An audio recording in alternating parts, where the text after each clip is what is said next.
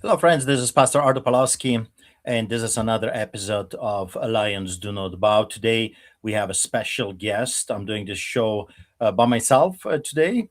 We will be back with Nathaniel on Wednesday, and we're going to talk about a topic of murder and the culture of death. I think it's a fascinating topic, and the progression of killing, murdering that we have seen in the West, it's absolutely shocking. So we'll talk about how it started and where it's going and how we are to stop that craziness. But today we have decided to have a special guest, and he's coming with absolutely incredible story of prosecution and persecution that just happened to him in India. Out of all the countries, India, a place where should embrace Christianity, should embrace people that are willing to come and bless that wretched nation, and yet we are observing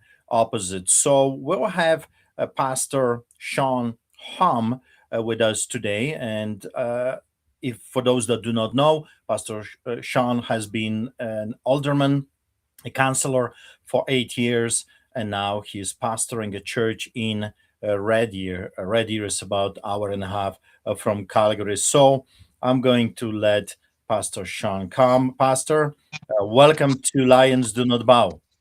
Well, thank you for having me on today. I'm excited to hear the story, and I'm praying that so many people will be impacted by this story nationwide and worldwide of the persecution that I went through in India. Yeah, and before we go, before I forget, please share this story left and right. Why? It's important to put the pressure on those corrupted politicians because ultimately they have the power. They can stop this persecution if they would choose so. So we need to apply pressure against the politicians, and then they will be applying pressure against other politicians because that's the game. So I want to, before we will have Pastor Shawn telling his story, I want to tell you a little bit about what's going on. The persecution of Christians, it's not just India, it's not just Canada, it's a global problem that we're facing right now. So today, before the show, I just Googled it up what the statistics are saying, and they are very concerning. 1 in 7 Christians are persecuted worldwide. 1 in 7. 1 in 5 Christians are persecuted in Africa. 2 in 5 Christians are persecuted in Asia. So here are the statistics. Over 340 million Christians worldwide experience high to extreme high. So that's not someone put a mean, a comment on my Facebook page. That's not what we're talking about. Extreme high to extreme levels of discrimination and persecution simply because of their faith in Jesus. We Here is another statistics.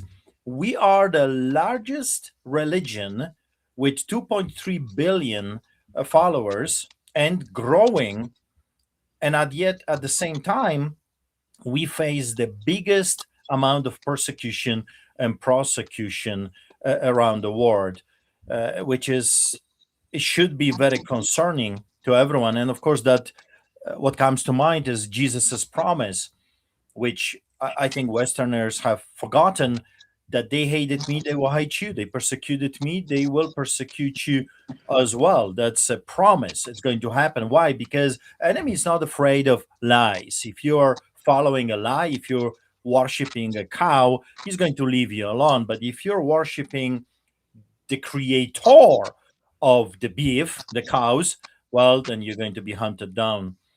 We have many countries.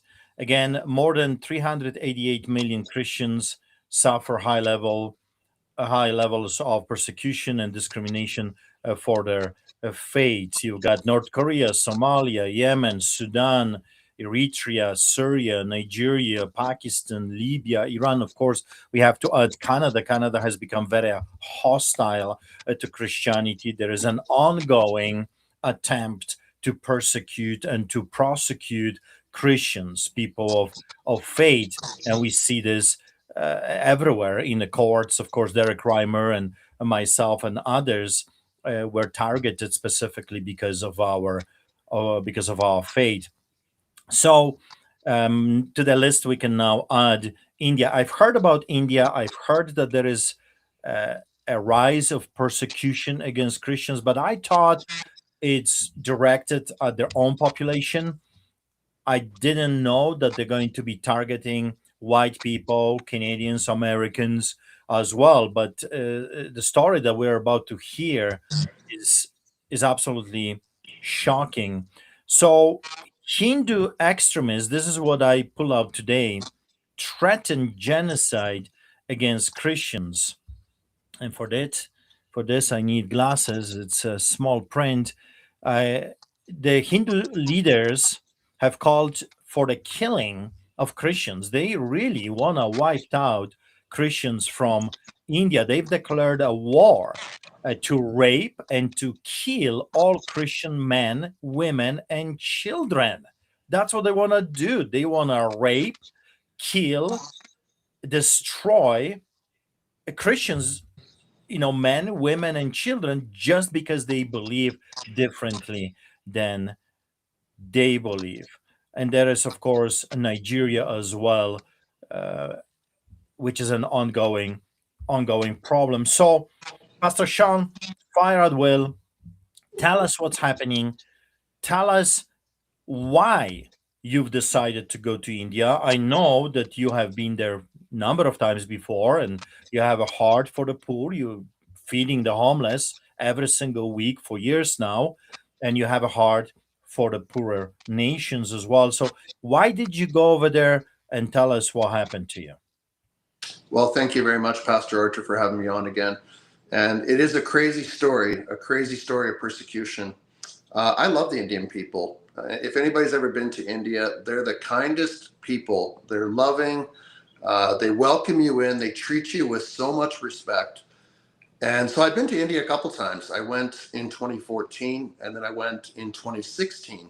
And so it's been about 10 years since I've been in India. And it was time that I go back. Our church supports orphans that are in India. There's orphan boys and girls that don't have a mother and father, and our church supports 19 orphan boys and girls in India. And we also support a pastor that's doing amazing work in the nation of India.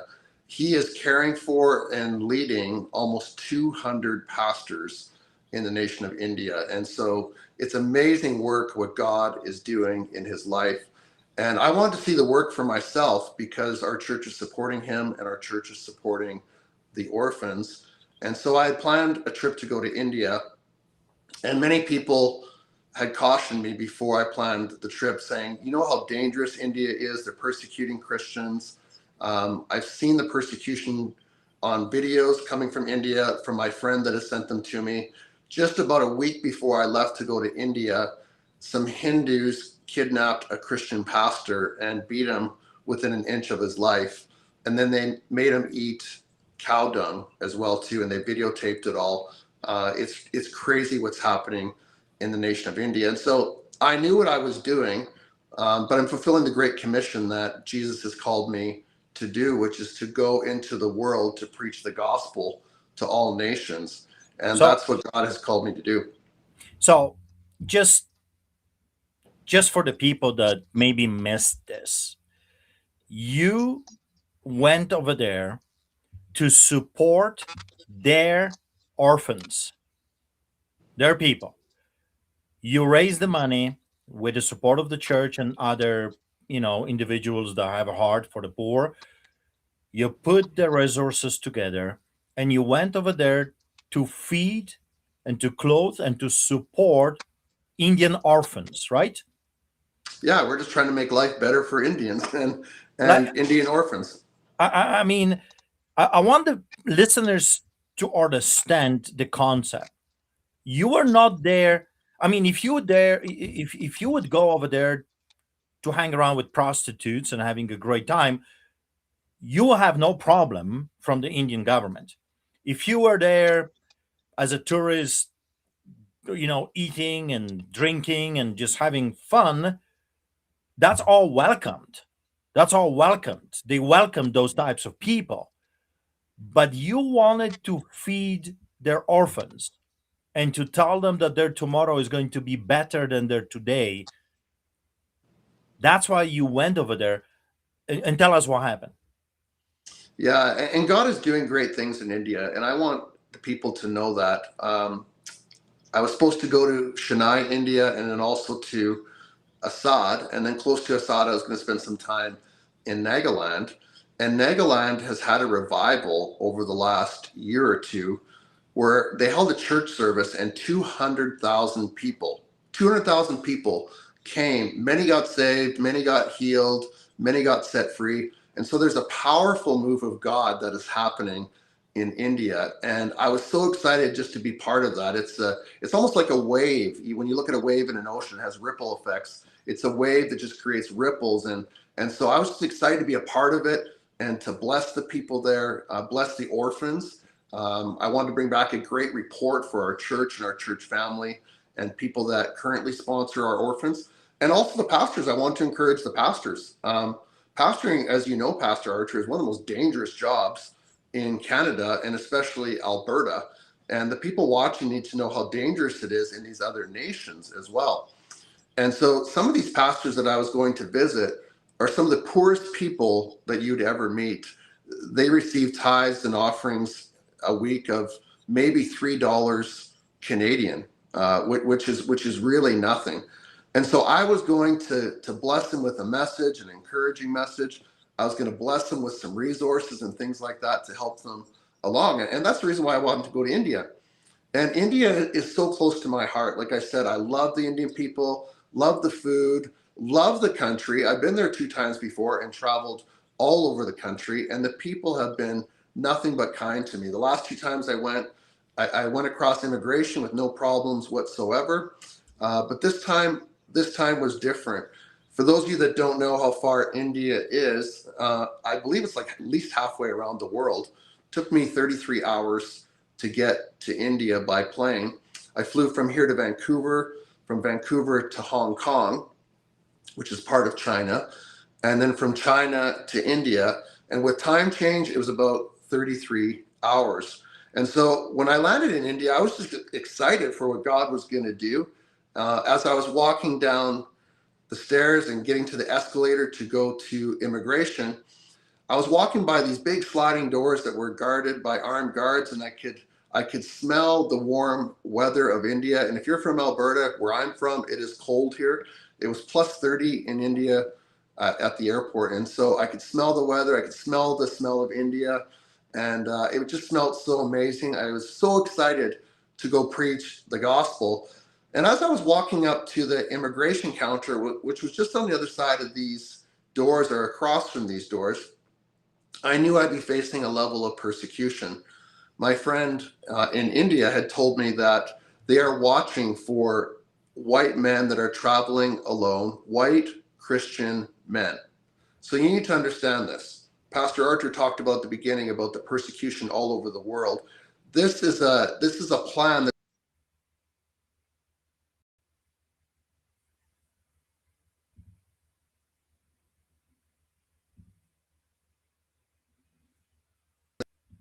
that I would be facing, but I had no idea for what was about to come. And so as I walked up to the counter, I met with a man, and his countenance was, he somewhat smiled at me. They're not the most friendly people, no matter where you go through immigration, but he smiled at me, took my information. But as soon as he put my passport in, and as soon as he put my India visa into the system, his countenance changed. His face completely changed. And he went from asking questions about why I was in India to accusations. And there's a big difference between asking questions and accusations. And he was accusing me of being a Christian, guilty as charged. He was accusing me as being a pastor, guilty as charged. and I had all the right paperwork. I had my Indian visa. I had an interline permit for Nagaland, and some people might not know what that is. An inline permit is allows you to go to another region of India, and so I had all the right paperwork. My passport was current. Everything was good. All the other documents, the Indian visa and the inline permit, was all processed by the Indian government and approved. So I must say it was approved by the Indian government before I went to India.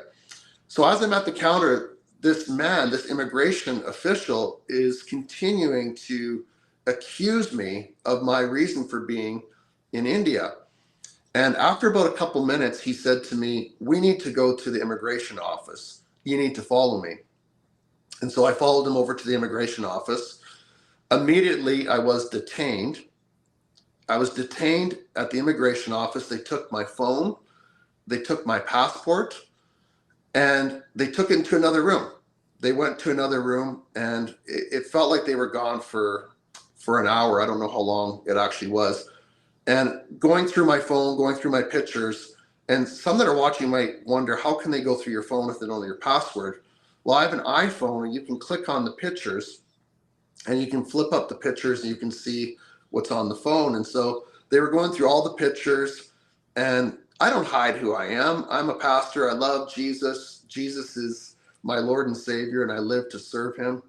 And so they were going through all the pictures and finding out, seeing the baptisms that we were doing in the summer. They saw street church where we feed the poor and things like that. And so they came back and interrogated me. There were 7 of them at one time that were just, they were abusive. They were bullying me. They used tactics on me to try to intimidate me. And it was all because of my Christian faith. They were looking through my phone, asking me why I was in their country. What was I doing in the country?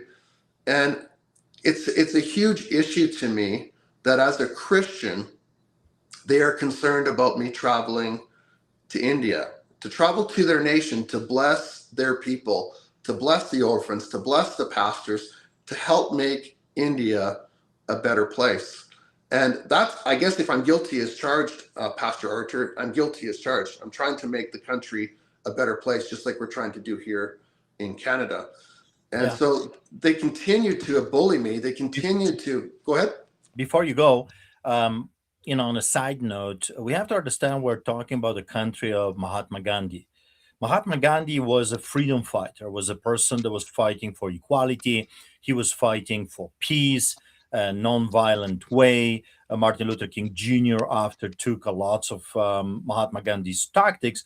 I did the same thing. When we were fighting for our rights, I studied the life of Mahatma Gandhi and I studied the life of Martin Luther King Jr. And I did apply a lots of things that they were teaching, how you are to fight with overwhelming force, how you are to expose the evil, the unequal application of the law, the injustice in the court system, injustice if it comes to policing, and I did it. But out of all the countries, I mean, right now, a few years later, after the death of Mahatma Gandhi, the same government right now, the same country, I should say, the children, put it this way, the children of those that were fighting or grandchildren of those that were fighting for the independence of India, for the equality, for freedoms, freedom for all, right? The same people, the same family members, the next generation is willfully and openly they have chosen to persecute other human beings just because they believe differently than they believe. And also, you talked about getting a permission to travel to other part of India. I want people to understand when you're living in a totalitarian regime, police state, they will not allow you to travel freely from one place to another of the same country. You got to remember, I I've done my best to educate the Westerners about communism and socialism and fascism, every other totalitarian regime is all the same. They may have different faces, different names, but their modus operandi is always identical. They will not allow you to live a free life because that's not what they want. They want the total control. So when I was growing up, you couldn't just travel from one place of Poland to another, especially under, in the 80s, under the Solidarity, when Solidarity people were fighting for their God and state given rights under Constitution, which was completely ignored by communists and socialists, because tyrants don't care about your piece of paper. You have to care about your piece of paper. You were not allowed to, Sean, travel from one place to another. You had to have a special permit. And that, of course, leads me to what we experience in Canada. One nation. I mean, after all, we're all Canadians, right? With a number of territories, a number of provinces, one nation. And yet, you couldn't go from one portion of Canada to another without their special permits. And the same thing is happening in India. It's the government that decides who can travel, who cannot travel, with what, with whom, and where, what you're allowed to do, what you're not allowed to do. So that should be very concerning to everyone because, again, nothing is new under the sun. Known are to us the devices of the enemy.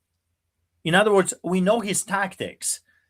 He doesn't have any tactics outside of the tactics that he has been using for thousands of years. Because why?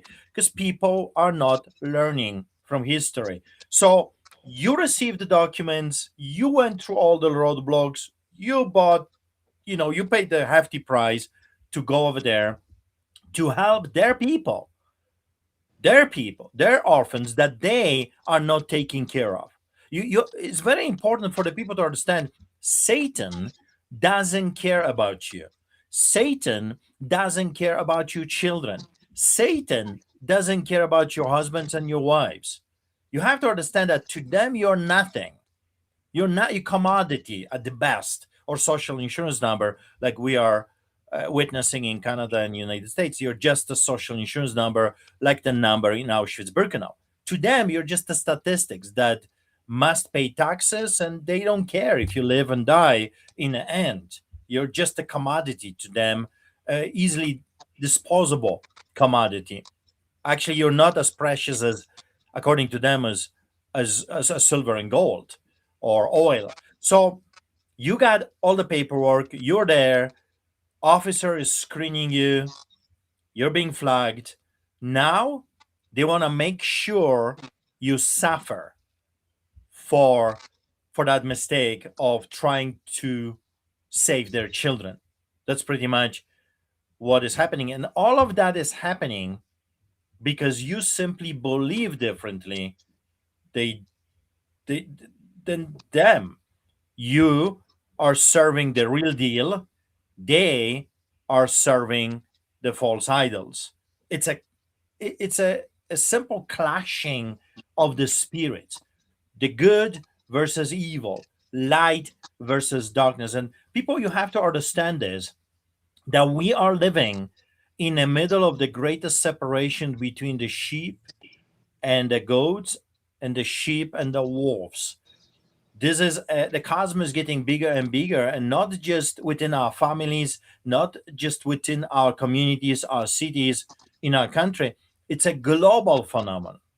We are seeing that great divide, that great separation. God is separating the good from the evil. That's why I believe the Indian government, that in big part is worshiping Satan in different forms, is so, or has become so hostile to the real deal. Continue. Yeah, I want to capitalize on what you said, that their own government is against their own people. And in Canada, it's the same thing. And yet people are still blinded to think that the government actually cares about us. They don't care about us at all. We're a means to an end for them. And it's the same way in India. And they will do whatever they can to persecute those that speak up against them. And that's really what they persecuted me for. And so I was detained for 7 hours, 7 hours at the airport in India. No food, no water, no way to communicate with anybody else. They had my phone for most of that time. They had my passport. And so I have an Apple Watch, and I called my wife from my Apple Watch when they weren't looking, and I gave her a voice text, and I said, "They have my phone, they have my passport. Don't message me back, otherwise they will see that you're messaging me. But you need to know that they might throw me in jail. I may get thrown in jail, and I don't know when the next time I'm going to talk to you. My crime? A Christian going to a country to help the orphans and the pastors." And Yeah. so this, You know, yeah, it's like for the past 20 years, 21 to be exact, I have been targeted by the Canadian government, not for stealing, cheating, lying, robbing, raping, smuggling drugs, but simply for taking care of the poor, for giving them messages of hope, for bringing to the government's attention the problem of homelessness and the drug addiction. For that, wicked government always targets not the criminals, but those that are exposing the real criminals. So you have to understand that we are witnessing the same thing. It's a global thing, it's a clashing of the spirits again. And when the light shows up, darkness is terrified.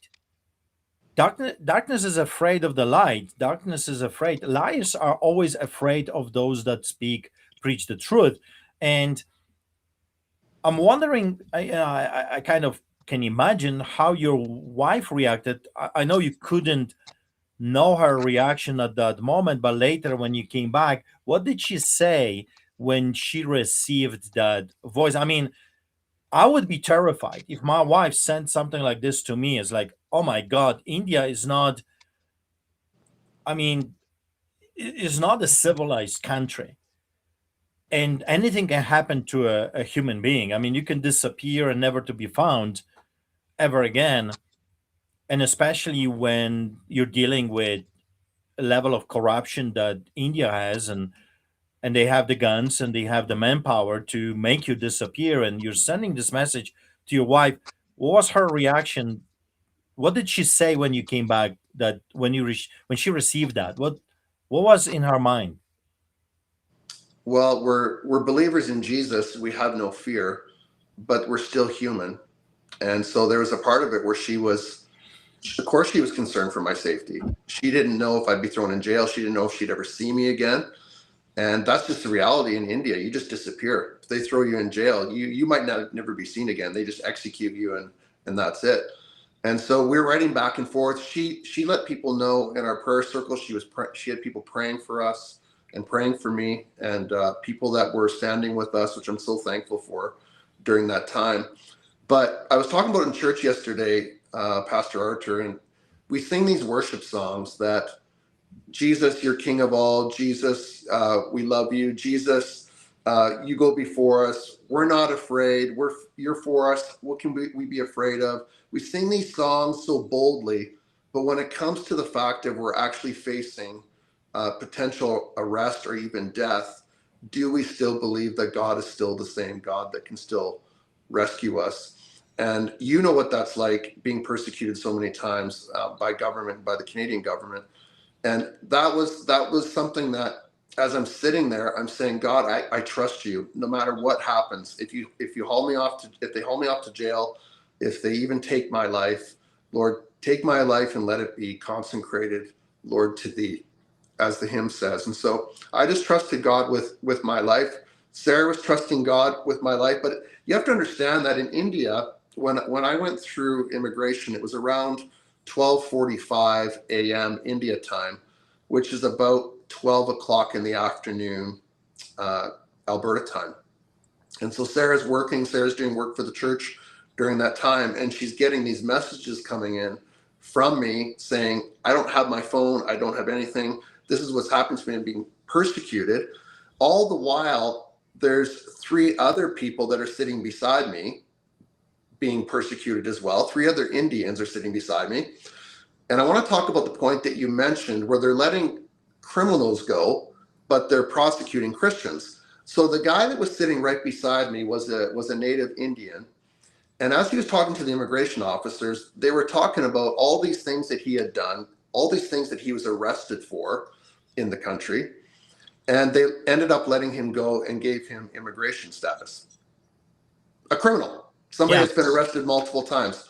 And as a pastor, I'm sitting in this room getting interrogated, no food, no water. And people are saying, well, where was the Canadian government in this? Yeah, but And just before you continue, um, this is, there is this English saying, the proof is in the pudding. When you have a wicked, evil government that works for Satan, they protect other crooks. So they will, they denied my bail. They denied the truckers' bails, freedom, patriotic, law abiding, peaceful protesters. They've denied bail. But if you rape someone, if you're a known trafficker, if you're a gangster, if you're a bloody murderer, you will go on bail in a heartbeat. I mean, within hours, those criminals, real hardcore criminals, are released on bail. But if you're a Christian, if you, God forbid, if you're caught preaching the gospel or feeding the poor, you're going to be denied bail because according to them, you are very, very dangerous. During my bail hearing, the crown prosecutor, that crooked crown prosecutor, Stephen Johnston said that I am so extremely dangerous that if I'm released, I mean, the country is going to collapse. He accused me of causing Canadian government economy over $400 million worth of damages for my 90-minute sermon to the peaceful assembly of truckers and farmers. I mean, on private grounds. This is absolutely ridiculous. But why am I talking about this? Because people need to understand that when you got evil government working for Satan, they will protect themselves. They're evil and they're protecting other evil people because the spirit is the same. You have to understand, thieves, there is this honor among the thieves, if you will, spiritually as well. So they protect themselves, they support each other. That's why you've got all those crooked people, flocking together as one big happy family in Davos. You can see that clearly. Pedophiles, rapists, murderers, traitors that should be charged with treason, they all are coming to one place because they feel like at home. And people need to understand that. That's how you know the Bible is true. That's how you know everything Jesus was saying is so amazing and is so truthful. That's why you should pay attention. Your life depends on it because we can see it in during our lives. So we can see it being played in front of our very own eyes. So you have been detained. How long they were keeping you without giving you any water and without giving you anything to eat? it was 7 hours So over 7 hours, you're sitting over there, you're being detained. So being detained means you're under arrest. You're not free to go. They detained you. Maybe sometimes they will not put handcuffs on you. I have been detained many times. I have been arrested many times, but I was also detained many times. And when you're detained, you cannot go, you cannot move. Most of the times when I was detained, they would not put handcuffs on me, but I was under arrest. That's another word for you're not free to go. Pending investigation, I was told, or whatever. Whatever the officer would feel like to release me from being detained under his authority, which ultimately in the end of the day it's our authority.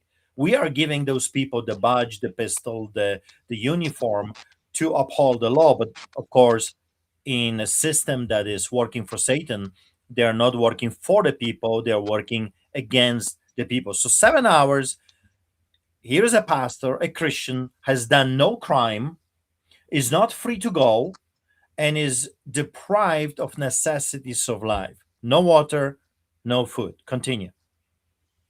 So this went on for 7 hours, no water, no food. I had just flown to India, which was a 33-hour flight with a time change. And so I'm close to 40 hours without food and water. And as you know, that's the punishment. The process is the punishment, right? Yeah. And so they want to weaken you down, they want to tire you, they want you just to give in and give up. And I'm too much of a fighter for that. And even though I was by myself, at some point there was seven officials surrounding me, and each one of them was firing at me, mocking me, laughing at me, making fun of my faith. Like it was a show. Was is really what it was. And there were other people watching as they were doing this. All of a sudden, I became the Christian that was being paraded in front of everybody. And I had nothing. I didn't have my phone, didn't have my passport, was wondering what was going to happen. This was hours and hours and hours that this was going on. And so they came back at one point and asked me for more information. And I said to them, I'm sick and tired of you guys doing this. And I pointed my finger at them and I stood in the authority that Christ has given me. And I said, enough is enough. And I grabbed my phone literally out of the officer's hand. And I said, you're not doing this anymore. You're not holding my phone anymore. I've had enough of this. I need you to release me. I need you to let me go because this is going on way too long. And he didn't know what to say other than he looked at me and threatened me and said, if you don't comply, right? That's what they've been saying for the last 5 years. If you don't comply, this is what's going to happen to you. And so that's what happened. He said, if you take your phone back, it's going to get worse for you. We're going to make things even worse for you. And at the time I thought, how could it get worse? I've been detained for 7 hours. They're threatening me, all these different things. So at that time I had my phone. I kept my phone for the rest of the interrogation. And I had people still around me. They put some officials that were watching me all the time. There was one woman that was sitting beside me. And in this part of India, it's important that people know these people speak English. And so she was listening to everything I was saying. I called Sarah on the phone at that point because I had my phone back. I called my friend who was waiting outside the airport. And at that time, he had been waiting at least 10 hours because he came a few hours early. 10 hours he was waiting for me. While he was waiting for me, this is really important to know. He said, I saw white person after white person walking out of the airport, but Shawn was still being detained. He said, the reason why they're detaining you is because you're a white Christian man. It wasn't because you're white, but because you're a Christian and because you're white. We're by far the most persecuted people in the West. We're the most Yeah. dangerous people according to the left woke mob, right? Yeah. And But again, people need to understand if you went there for prostitution, like, India, you can actually buy human beings with the approval of the government. You can buy girls and boys, and all kinds of crazy things are happening in that country. So if you were there for other, you know, evil, wicked reason, you'll have absolutely no problem to get in. Those types of people are welcome. They're more than welcome. They are, when you're bribing and giving money left and right, you're, for evil things, you're more than welcome. But if you're there to save lives, then this is what happens. yeah, so as this was all going on, I was watching because the immigration counter was right close to there, and I could hear people's conversations. And there was a guy, a white Caucasian guy, that was standing at the front speaking very clear English. And the immigration officer asked where he came from, and he said, "Oh, I can't remember my flight. I can't remember which flight I came on." And the immigration officer said, "Well, the TV's over there of all the flights that have come in. Look at one of those flights." So it's almost like he just picked a flight where he came from. He didn't have all his ducks in a row. He wasn't organized, and yet they put him through. And so I'm watching all this go on while I'm sitting here being persecuted by the Indian officials. And so finally I said to them, I said, "What are you holding me for? You can't hold me for anything. I haven't done anything wrong. Let me go." I kept walking into the office demanding that they let me go. And finally, at one point, they came to me and said, "You filled out your application wrong. Your e-visa was filled out wrong." He said, "There's a spot for your faith, and you put that you were Buddhist, not Christian." Like, this is crazy. Why would I put Buddhist on a faith application? That's like me putting I'm a homosexual on an application. Like, it's the most craziest thing. Yeah, And because for the people watching, you got to remember they have no honor. Those people are pathological liars. Their whole life is built. It's like a house of lies, lie on top of another lie. So that's the only thing they know. They don't know truth, so they bring lies left and right. That's why when they testify, in front of us, against us in the courts, when you've got the crown prosecutors, when you got crooked judges, and of course the propaganda media, that's what they do day in and day out. They just make stuff up, they lie, they manufacture things, because that's what they do. You got to remember, the Bible says very clearly that Satan is what? He's the father of lies. And that just shows you who those people are following.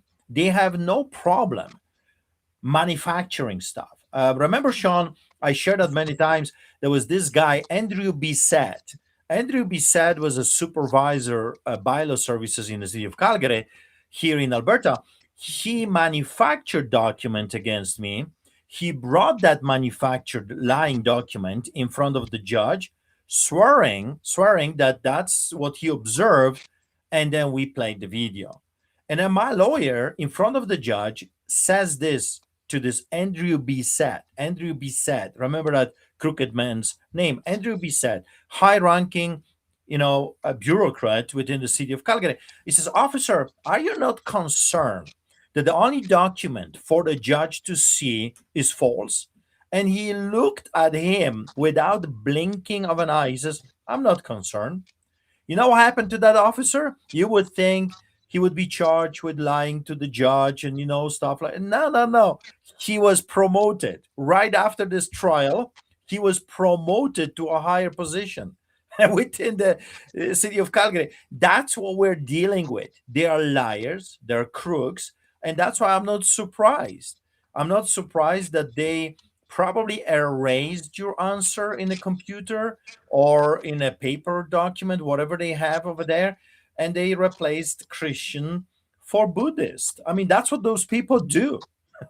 Continue. Yeah, it's absolutely crazy. So I said to them, "Show me where that document is," and they said, "We don't have to show you." Right? Yeah, of First, course not. Because how would they, Shawn? Why right, why would they show you a document that they know that they purged or is still Christian, but they're just telling you a different story? right. So I said to them, I said, "You're all a bunch of liars. Every single one of you. You're all a bunch of liars. You cannot prove why you're kicking me out of the country, and I demand that you show me the reason." And they said, "No, we're not going to do it." They continued to harass me for some time yet after that, and Sarah was phoning the government while I was there, finding out what to do. And people might say, "Well, what did the Canadian government help you at all?" Well, she called the two embassy numbers in that place in India, and the phones weren't even connected. I'm serious. The phone numbers weren't even connected. She called the consular services, and the consular services said that if they're starving him, if they're not feeding him, we'll get involved. But the other part of it, we can't get involved in the process of what the Indian government is doing. And so if you think your Canadian government is for you, go through a situation that I went through in India. They are nowhere to be found, and they're not easy to find. They would rather you be persecuted in these places. And so I continued to go through this. I said to the guys, I looked at every single one of them that was persecuting me, and I said, "I'm going to be loud when I get home. I'm going to be so loud and share this story." And for those that are watching, this is so important that you share this Yeah. all over Canada, all over America, all over the world, because my pastor friend in India said to me, he said, "I want you guys to be loud when you get back to Canada, because people need to know what's happening to us in India. Because if it's happening in India, it's coming to Canada next." And that's where we're headed.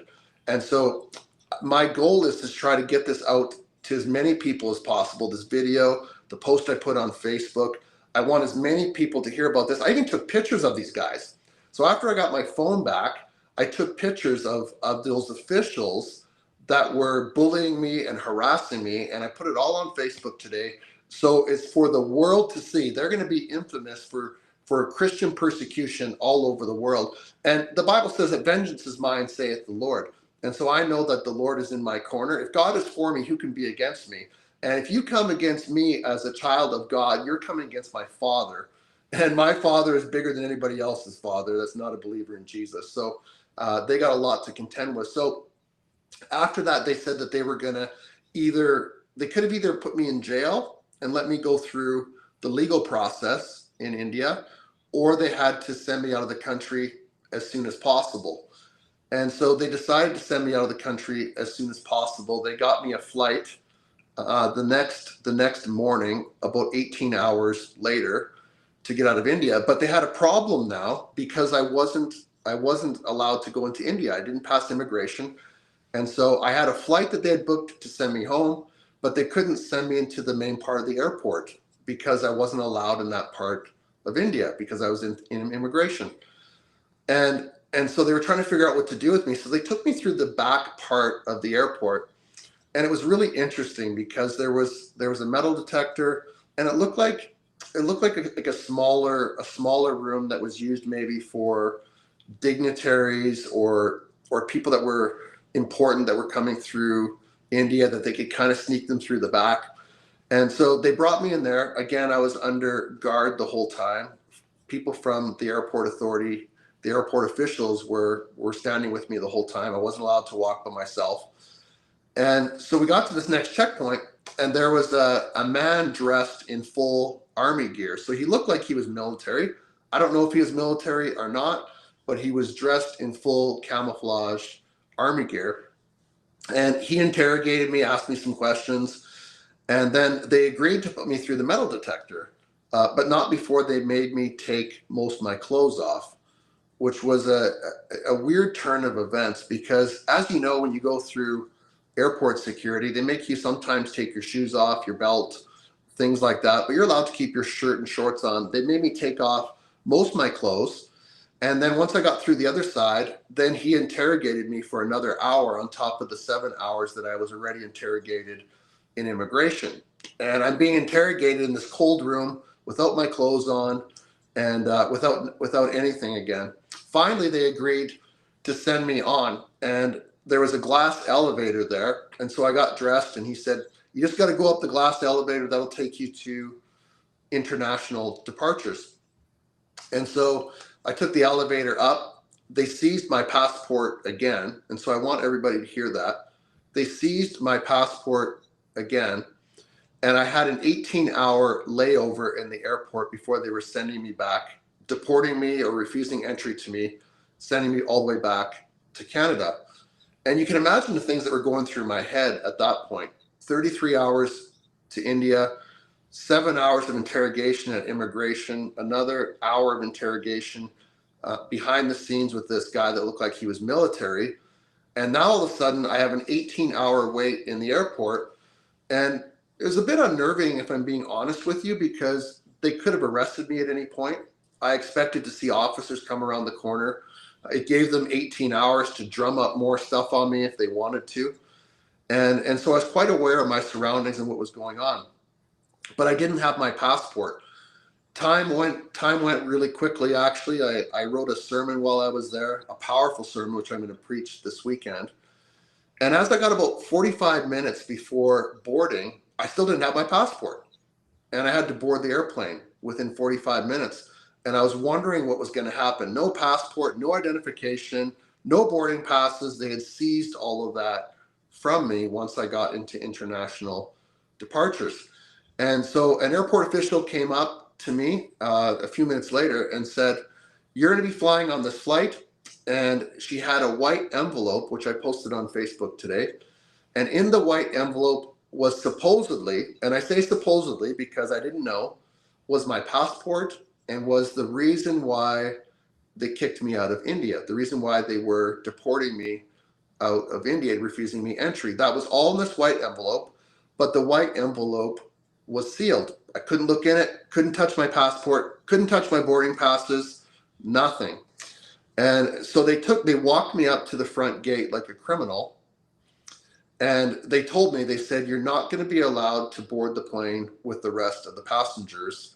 You're going to have to board the plane before anybody else. We are going to walk you onto the plane before anybody else gets on the plane. And we're going to walk you to your seat. You're going to sit in your seat.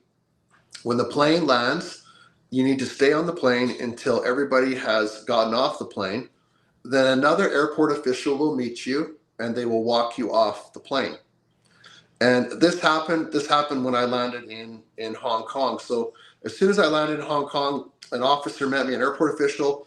They took me back off, handed me over to another airport official in Hong Kong, and all the thoughts are going through my head, thinking, "Man, I'm in communist China or a part of communist China. Could they just throw me in jail? Could they do whatever they want to me again because I don't have my passport?" And so this young man walked me to immigration. This young airport official. I had to go through immigration. Still didn't have my passport. Still didn't have my boarding pass or any of the details why I was kicked out of the country. And I had to go through immigration in Hong Kong. And as I'm going through immigration in Hong Kong, uh, what ended up happening is it went really quick. I was really surprised how fast things ended up going. I think I was in immigration for about an hour in communist China, and they gave me all the paperwork that I needed. That that really surprised me that I was let through that quickly. But I still had people that were guarding me this whole time. I couldn't do anything. As I was walking back with this official after I went through immigration, I said to him, "I don't know what it's like to be a criminal. I've never been charged with anything. I've never done anything wrong that way in my life where I've been charged criminally. I don't have a criminal record, but yet I'm being treated like a criminal." Yeah. And he Let said me, to me, yeah, "Yeah, go go ahead. ahead." He said, "I've never seen this happen." He said, "I had worked for the Hong Kong Airport Authority for many years, and I've never seen somebody treated like you've been treated. Thousands and thousands and thousands of passengers that have gone through, and he's never seen somebody treated as poorly as I was." Well, because you're special. The Bible is very clear. We are peculiar. You're a son of the king, and the enemy is afraid. I just gave a sermon, a part one of, why Satan is afraid of us. I mean, he fears what he cannot control, and he is afraid of those that are being used by God. And you obviously are being used by God, and he is terrified of you because you're a son of the living God and he cannot control you. But I want to go back a little bit. Why do you think they took your clothes away? I kind of know the answer, but I wanted to hear it from you. Why do you think they took you through this process of you got to strip yourself, and then instead of giving you back your clothes, I mean, you went already what they wanted, right? They wanted to see if you're not smuggling something, so they already have the answer. But why you were being interrogated for an hour without being able to dress yourself back again? Yeah, the process is the punishment, as I said earlier, but it's to humiliate me as well too. And they did the same thing to Jesus, right? Remember what they did to Jesus? They spit at him, they mocked him, Yeah. they made fun of. They put the crown of thorns on his head. Look at all the things they did to our Savior, and we expect to be treated any differently. But it's a real mocking spirit, is what they do. They want to show some level of authority over us because they know that we're not going to bow to them, right, Pastor Archer? They know we're not going to bow. They know we're not afraid of them. Well, that's the thing, if you read my book Lions Do Not Bow, you would kind of go to the chapter when they put me in metal cages, and you would just shake your head. It's like, why? What was the purpose? I mean, it doesn't make any sense, you know if you're looking for a reason. But my wife always says to me, if you're looking for a reason, you will not be able to find it with Satan. There's no, there, he does things out of hatred. That's his motive. He just hates you, and he wants to destroy you. And if he cannot destroy you, he wants to take you through the ringer of the processes, the punishment. I have been stripped naked many times, and every single time, Sean, there was absolutely no reason for it. No reason for it. They have machines in the Riemann Center, like in the airport, and they screen your whole body. There is nothing you can. They see everything what you have in your stomach. I mean, there is no reason for stripping inmates naked, but they do it to humiliate you, to show you we own you. It's like those officers when I was in prison. They said to me, "We can do whatever we want. You have no rights here." So they're abusers. They're demons. They are children of Satan, and that's why they did it and they did it the same thing to you. So now you're in Hong Kong. The officer over there is puzzled. He has never seen something like this before. Welcome to the club, Sean. You know how many times, hundreds of times, different bureaucrats would tell me, I've never seen this before. I don't know what's happening. This is weird. This is crazy. Um, that's what happens to those that enemy fears. And again, he hates and he fears what God loves, and he loves you, he loves us. So now you are in Hong Kong. What happened next? Yeah, so he took me through immigration, and afterwards he walked me back again to where my gate was. But this whole time I had somebody with me that had to watch me. I don't know what they were afraid of me doing. I was going to run out of security with no identification and be in a city of 7.2 million No, people. no, it's just a process. It's just to show you we own you at this Yeah. moment. You're nothing, and what we say and what we want will go on. That's pretty much what it is. Well, and it's really hard because you would understand this. You don't trust them, right? So just because they tell me my passport is in that envelope, I never saw my passport the whole time. So I don't know whether my passport is in that envelope. I don't know what's in that envelope. I don't even know if I'm ever going to get it back. I don't know if I'm going to get arrested in Canada when I get back. Because you know what that's like getting back to Canada and all of a sudden you have police that are waiting for you. I didn't know what was going to happen to me when I got back to Vancouver. And so they watched me. I felt like they were watching me the whole time. They had people with me the whole time, airport officials. When it was time to board again to go to Vancouver, again about 45 minutes before boarding, I had an official come find me. Then what they did was they told me that we're going to walk you onto the airplane again. We're going to we're going to walk you right to your seat. We're going to escort you right to your seat. You're going to go onto the airplane before anybody else. You're going to sit down. You're going to sit through the whole flight. Once the flight lands, you're going to wait until everybody else gets off. Once everybody gets off, we will send another airport official and they will walk you to the gate. And so this happened again. And this is a long flight. If anybody's ever flown to Hong Kong, it's about 14 hours one direction. And so it's a long flight. I was tired. I was exhausted. Didn't know what was going to happen once I had landed. And so once we landed in Vancouver, I said, am I going to get my passport back? And so they said, we're going to take you to the next official. And so when I landed in Vancouver, they took me to another official, and this official had my white envelope with my passport and with my boarding pass, and also all the identification that was in that envelope. And after all this time, I finally got my passport back on Canadian soil. And so as I put my feet on Canadian soil, I was so grateful to be back. Even though our country isn't perfect and our country has lots of issues, I was grateful to be back in my country because my wife is here, my kids are here, my friends, my church, my family is all here, and it felt good to put my feet back on Canadian soil. But I'm a fighter, like I said. And as soon as I landed on Canadian soil, I said, this story has got to be told to as many people as possible.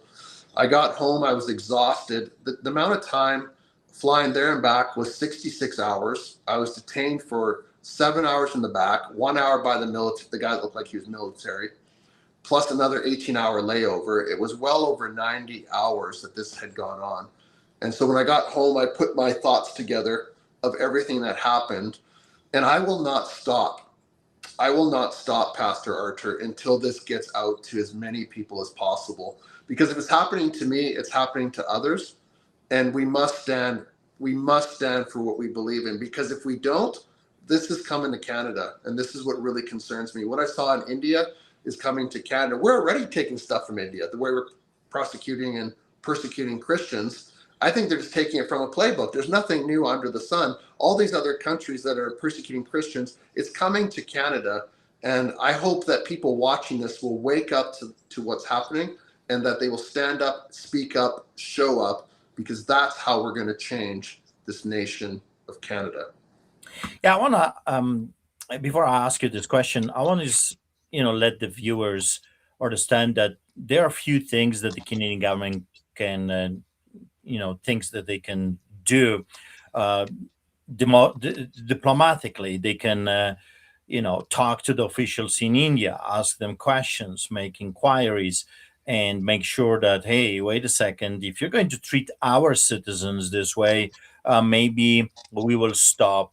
We will not allow Indians to come to Canada. How about that? I mean, I'm telling you, if the Canadian government would take those steps, the problem would be fixed within seconds, within Hmm. minutes. I mean, in a heartbeat, the problem would be fixed if we had actual government officials that work for us. Of course, we know they don't work for Canadians, they work for globalists, they work for the Schwabs and the Soros and the Clintons and the Obamas of today. Um, but this problem could be fixed relatively in a very easy diplomatic way, and the government can put pressure on the Indian government saying, this is unacceptable. You are not allowed to treat our citizens, and if you will, well, there is going to be repercussion. So I want to ask you, after all this craziness, you're already a few days back in Canada. Did anyone contacted you? Any Canadian official? Anyone cares about your story from the government? Have you sent letters to some of your MPs letting them know what is happening? And if you didn't, I would encourage you to do it. Send to the members of parliament. And I'm sure there is a government office that would take complaints about, what happened to you. But so far, anything happened? No, nothing has happened. I haven't gotten contact yet with my member of parliament, but I'm going to be speaking to him as well too, because this is a federal issue that they need to speak up for. But the government knows what happened to me. They got everything has been sent to them. They're aware of everything that happened to me as a Canadian citizen. But the reality is like you said, this could end overnight if they wanted it to, but they don't care. I'm a white Christian that was persecuted in another country. They don't care about us. They don't care about us in our own country, let alone in a foreign country. And so, but that's not going to stop me. I'm going to continue to get it out to as many people as possible. I've sent in a complaint actually to the Indian government as well. As soon as I got home, I sent a complaint in about what had happened to me. They call it a grievance of the way that I was treated at the airport. So I sent all that in. I haven't heard back from them yet, but I'm going to send it to all levels of government, and people need to know what's happening to Christians abroad, because it's just going to happen even more. And that's what our government is for. They're supposed to protect the people, not hurt the people. But we know that's not the government that we have. Yeah, so I want to ask you, if you're watching this, please, if you know any podcasters, if you know people that are doing shows on media, I mean, I don't have much hope in the propaganda media, of course, CBC, CNN, and Global and CTV. All those devils are liars, so they're aligned with the Indian government, and especially according to them, you're a white privileged man that receives everything for free, and that's what they're saying. But of course, the reality is that it's the other way around. So, if you know anyone that would be interested in a story like this, please, how can people contact you, Shawn, if they know people that would love to hear your story, or if they want to interview you themselves, how people can contact you and get that story out? I think you should be doing shows, and you should be doing interviews, because you're right. The only way we can fight the lie is with the truth, and that's what Satan hates the most: exposure. They hate accountability, they hate exposure, but that's how we fight. We don't fight with swords and guns and pistols, we fight with the truth. And the truth is the most powerful weapon. So, how can people contact you, Shawn? And, if they want you to share your story? Yeah, I'm on all social media platforms under Shawn Hamm. They can send me a message that way. They can email us as well too. Our church is called The Remnant, so info@theremnant.ca, info@theremnant.ca. They can also send a message to Street Church Red Deer, Street Church Red Deer, info@streetchurchreddeer.ca as well. They can get a hold of me that way. My phone number is public. If they can call me on my phone, they can text me 403-357-7199. My phone number is public. I don't hide anything. I'm very transparent, and so I would love to share this story with people because I believe it'll change many people's lives. Again, what is your phone? A little bit slower. Oh, 403 357 7199. Okay, I'm going to put some pictures from your deal. The problem that I run into, the audio cuts off. So don't say anything until I come back and bring you back in. I want to show the people some of your pictures that you posted. It. I've tried that at the beginning and it cut off the audio. I don't know why. I'll look into it after we're done. I don't want to disrupt everything. So we're not going to be saying anything for the next minute. And I'm going to show people some of those pictures and show you guys Shawn's Facebook, so you can read the story in details and you can share the story. And please do share the story. That's what I'm going to do after this interview. I'll share the video and then I'm going to share Shawn's Facebook page because people deserve to know. And again, I want to encourage you, the way we fight, the way the Muslims fight by blowing innocent children to pieces, Indians by chopping people to pieces. In Nigeria, those devils chop people and rape and do all kinds of evil things. We Christians don't do stuff like this. We fight with the truth. We bring light into the darkness. So that's how we're going to fight this injustice, this corruption Amen. that the Indian government, those officials representing Indian government, did to Pastor Shawn. So, okay, here is the Facebook page. And bear with me, and then we'll come back to finish it, the interview.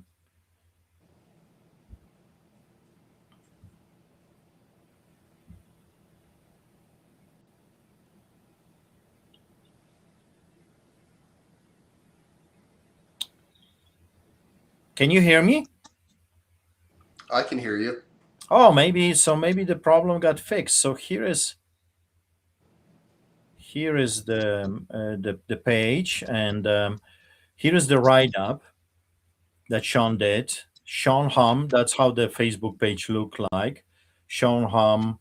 If you see this page and Shawn with the cross, that's his Facebook page. And when you scroll a little bit down, you will see the whole write up, the story of Christian persecution in India.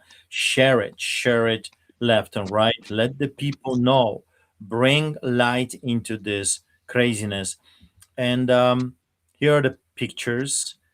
I'm sure they hate the exposure, but that's how I we love fight. it.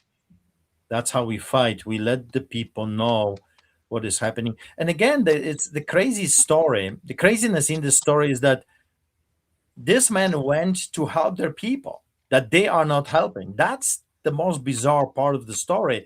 They themselves are not taking care of their orphans. Foreigners are coming to take care of their children. And what do they get? A stick. Instead of medals, they get the stick. That's how you know the system works for Satan, because he comes to do what, Pastor Shawn? He comes to, Steal, kill, and destroy. that's exactly what he's doing. He comes to steal, kill, and destroy. And again, another little minion of Satan. He was the main guy there, Pastor Archer. That guy that you have on the screen right now, he was the main guy, the main decision maker. Yeah. Yeah. And there would be no story. I mean, it's a spiritual thing when they go extra mile to hurt Christians. Then it doesn't make any sense. It's a spiritual thing. And look at the craziness. Those people are still muzzled up like monkeys. It's just so crazy, so bizarre. Well, they're scared of a virus. They're scared of a Christian. There's the documents. So I even posted the documents. I just took off the key numbers, like my passport number and things like that. I don't want that public, of course, but the documents, once you zoom in on them, for anybody that's watching, there's no reason given for them dismissing me out of the country. Yeah, you are targeted simply because you're a Christian pastor. That's it. They don't want Christians to minister in their country. They don't want Christians to take care of their of their orphans, widows, and that's pretty much what the whole thing is all about. Yeah, it's persecution. It's the light that's in us. It's not even me. It's the light that's in me. It's Jesus. They're so against Jesus, and just like in the days of the Bible when Jesus walked the face of the earth, even the religious scribe, they were all against him, right? So how do we expect? He said they hated me before they hate you. So why Yes. do we expect to live any different, right? Yeah.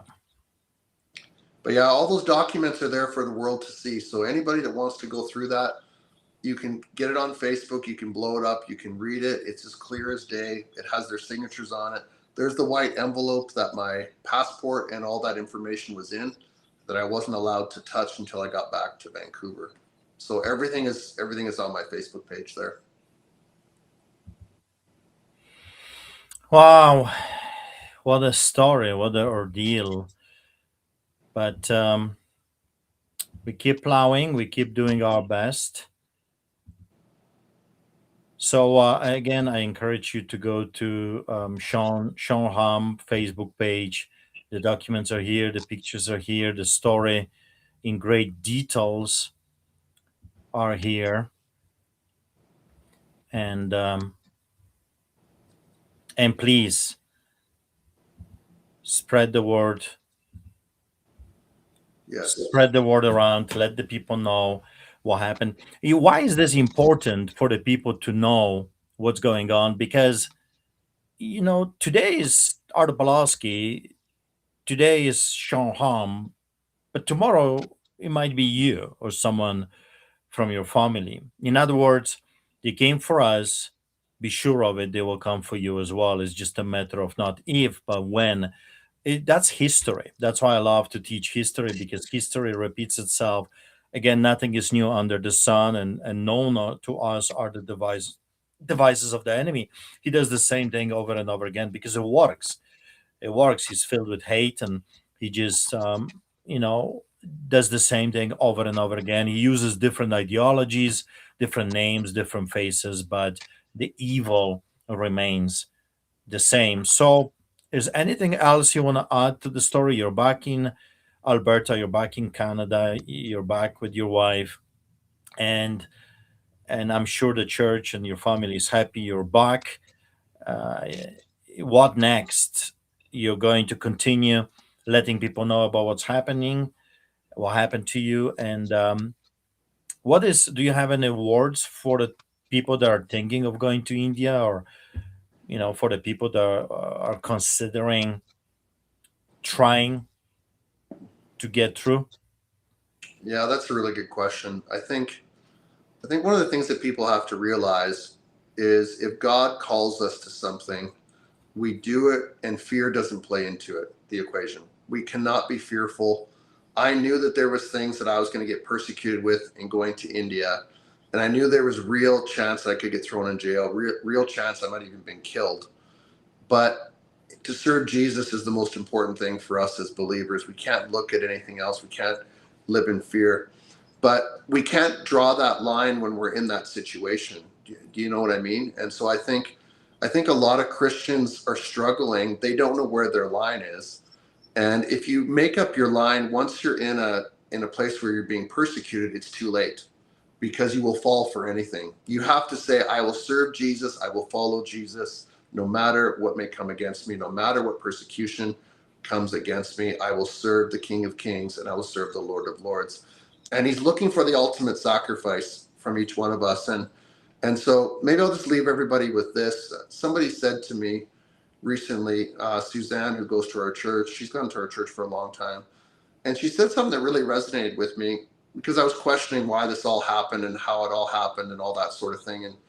And she said to me, I think God is using it as an Abraham moment in your life.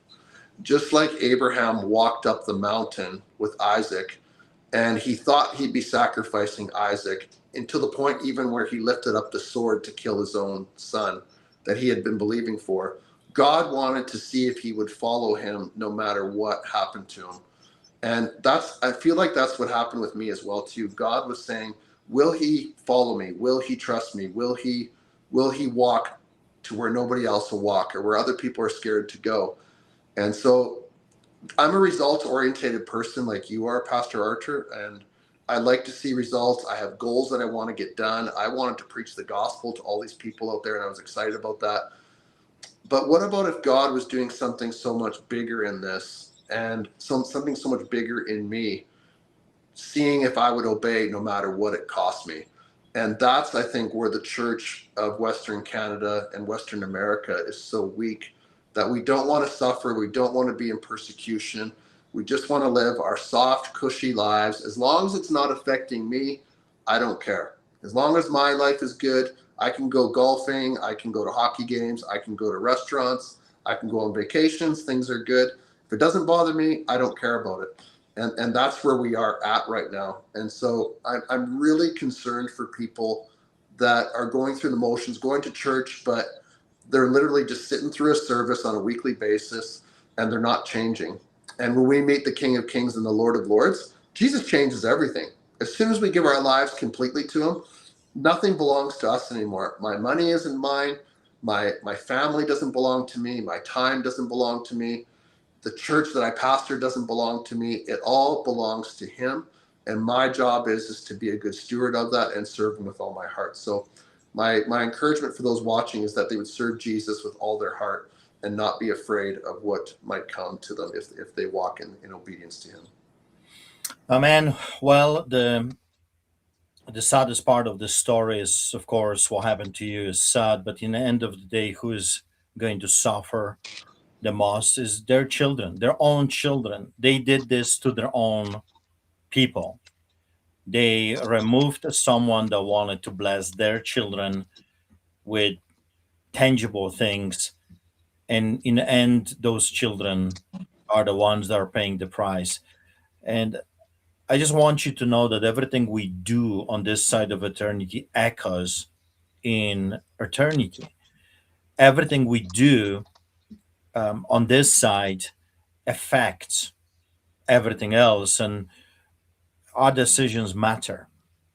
We are called to be the hands and the feet of Jesus. We are called to be his mouthpiece, and we are called to do good deeds. And in the end of the day, to me, the saddest part of the story is that the Indian children are now suffering because of the adults making those horrible decisions that maybe will not are not affecting them personally, but is affecting their people. And I think that's the ultimate evil that those people are committing, and they will be one day they will face the judge of judges, the king of kings, the lord of lords, and they will give an account for this evil that they have committed.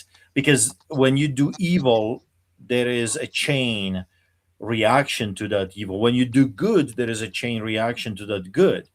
But when you do evil, you're not the only one that will be suffering. There are others that are suffering as well. And that's the story. That's the, in my opinion, that's the saddest part of the story. So again, share this video, contact Shawn, put him on your podcast, interview him.